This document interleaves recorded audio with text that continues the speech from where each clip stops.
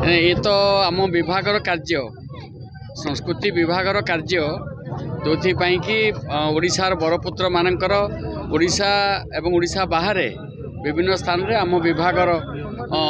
मंजूर भितर से करा जाउची।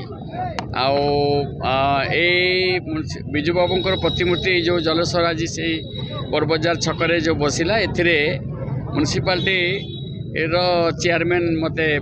प्रस्ताव रखी मो पाखे प्रदीप बाबू भक्तकवि दीनशंकर सब प्रस्ताव रखी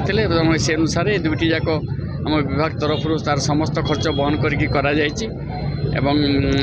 निश्चित भाव में एभली जड़े व्यक्ति बिजू बाबू जे प्रभात पुरुष एवं झड़ ईगल माटीर मूर्तिकार एवं इंडोनेशिया देशरू सर्वोच्च उपाधि पाई भूमिपुत्र हिसाब रे से तांकर जो विशिष्ट स्वतंत्रता संग्रामी एवं जड़े विश्वविख्यात वैमानिक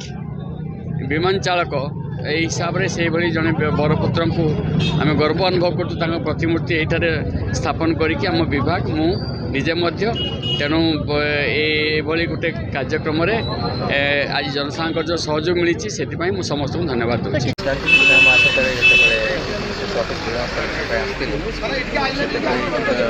लोग अच्छे भद्र भक्ति सरकार कि आमर जेहतु ये आंचल गर्व अच्छा पंडित कृष्णदास बड़ा प्रतिमूर्ति सहित से ही ग्रीवेंस था कि गोटे प्रतिमूर्ति गोटे छकरे स्पेसिफिक एरिया कही से एरिया तो संस्कृति मंत्रालय इमिडिएटली